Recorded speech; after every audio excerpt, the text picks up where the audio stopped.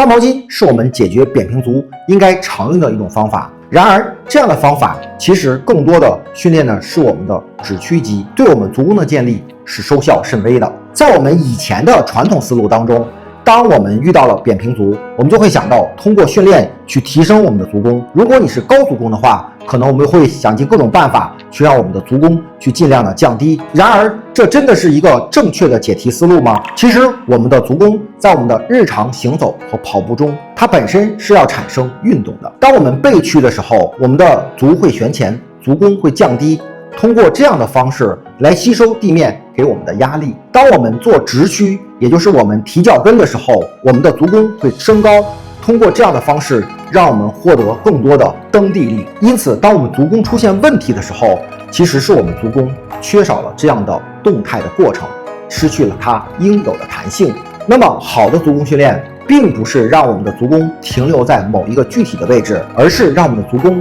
恢复它应有的弹性。那么拥有了这样的训练思路之后，我们可以从单脚开始，可以通过足背屈和直屈之间的切换，来让我们慢慢的去感受足弓从扁平到抬高之间的自由切换。然后我们就可以切换到单腿的负重练习，进一步提升我们的训练的难度和强度，来强化我们足弓的切换能力。在我们单腿训练完之后，我们就可以进入双脚模式，在双脚的动态运动中，感受我们足弓在降低和抬高间的自由切换，这才是我们足弓所需要建立的能力，而不是让它固定在某一个固定的高度和位置上。好了，以上就是我们今天的分享。如果你的足弓也出现了问题的话，不妨按照上述的方式去尝试一下，让我们真正拥有一个具有良好弹性的足弓，才是我们想看到的。关注老王，做深度思考练习者，我们下期再见。